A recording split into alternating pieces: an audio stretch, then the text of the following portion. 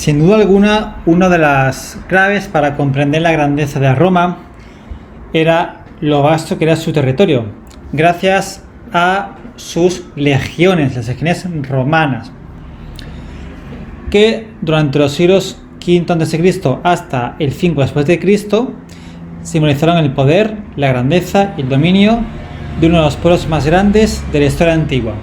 Llegó a ser la fuerza de combate más poderosa del mundo antiguo. Su estructura, sus componentes y las cantidades de legionarios fueron cambiando según el progreso militar de Roma y las reformas que fue experimentando. De hecho, tuvo varias etapas durante la monarquía, la república y el imperio.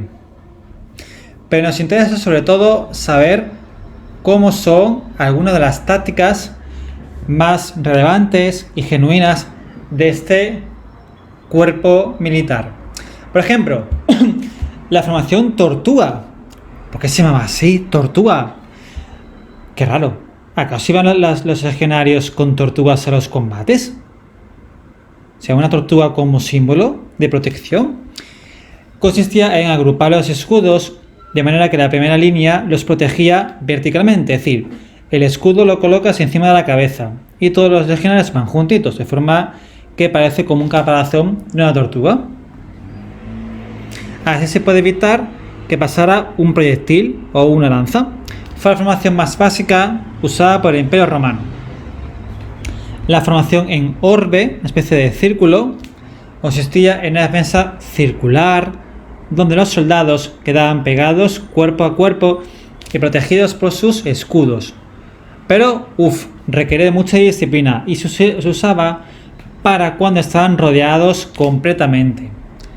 La formación anticaballería consistía en que la primera línea de soldados tenían hombres agachados, colocando sus escudos en forma de muralla, usando sus pilums o jabalinas en posición semi-vertical. Así la segunda línea tiene que reforzar la muralla de escudos y utilizar el pilum como lanza para atacar a los caballos. Y por último, la formación en cuña, que era la más destacada. Su objetivo era el ataque frontal de un solo soldado en el vértice. Los demás se colocan en forma diagonal hasta formar un triángulo que se dividía para romper las filas de las líneas enemigas. Así, los romanos obligaban al enemigo a combatir cuerpo a cuerpo, donde el arma principal era el gladius.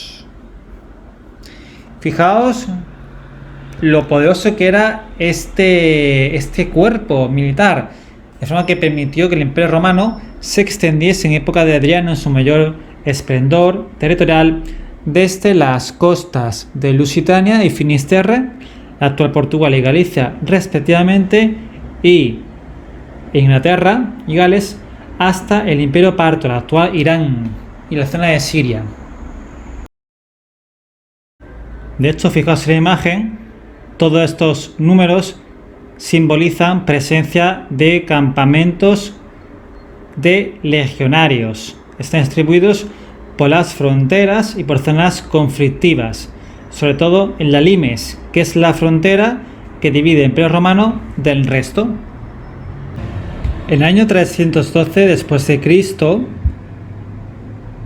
competieron dos grandes líderes políticos por el control único del Imperio Romano: Constantino contra Magencio.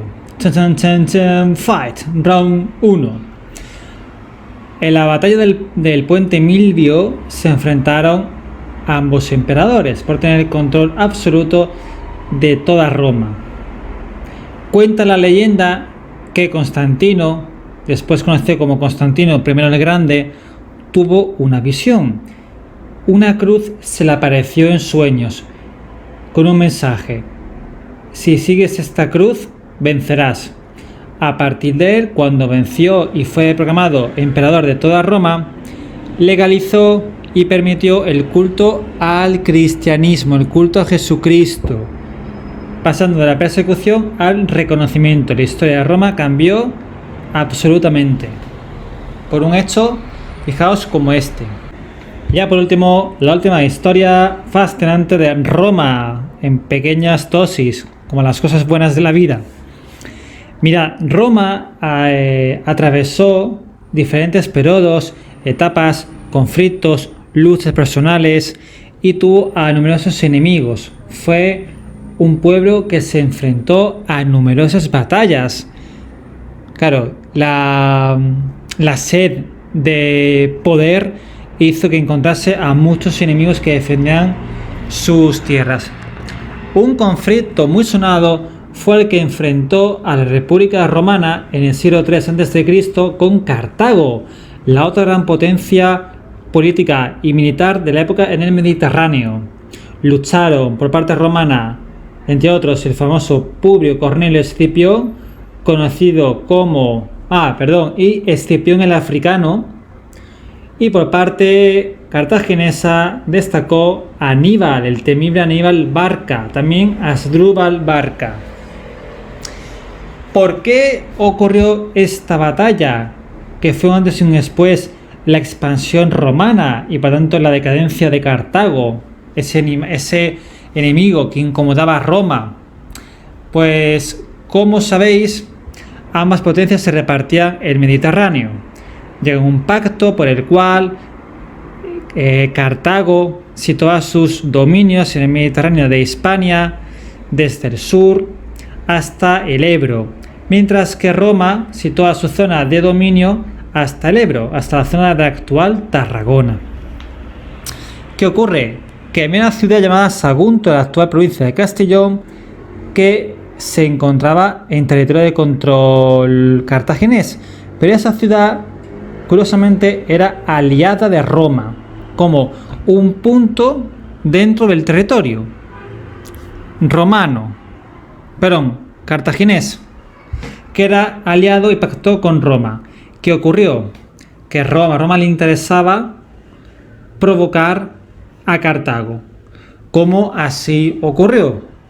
Cuando Cartago entró en Sagunto para tomarla, rápidamente fue la excusa para que Roma fuese a luchar contra Aníbal y los cartagineses.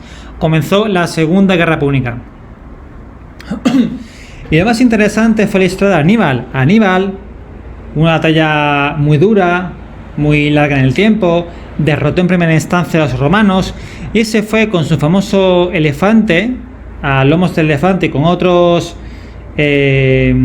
guerreros, otros seguidores, venciendo a los romanos en cada batalla a los que se iba enfrentando, en el norte de Hispania, en el sur de la actual Francia, de la Galia, en la entrada a Italia, y se plantó a pocos kilómetros de Roma. Temiendo Roma que el caudillo cartaginés se plantase directamente en Roma, cosa que podría haber cambiado totalmente la historia de Roma y de la humanidad, puesto que a lo mejor hoy no tendríamos la lengua española, sabéis que viene del latín. Si Roma hubiese desaparecido, a lo mejor el español actual no existiría, o el Coliseo, por citar otros ejemplos. Pero Roma se salvó gracias al valor de un pequeño general, el futuro Escipión el Africano, defendiendo a capa y espada el territorio. Finalmente, Aníbal, no se sabe si por cansancio, por miedo, al final decidió retirarse. La guerra finalmente acabó del lado romano y Cartago se retiró de Hispania, siendo la entrada de Roma en Hispania y el declive para siempre de Cartago. En la tercera y última guerra cartaginesa, un dato también anecdótico y que da prueba de la contundencia romana, cuando Roma destrozó y aniquiló la capital, Cartago, hoy en la actual Túnez, sembró sal para evitar que cualquier alimento creciese allí y por tanto matar de hambre a su población. Y con esto damos por concluido este fascinante recorrido por anécdotas, historias y leyendas de Roma. Espero que os haya gustado. Un saludo.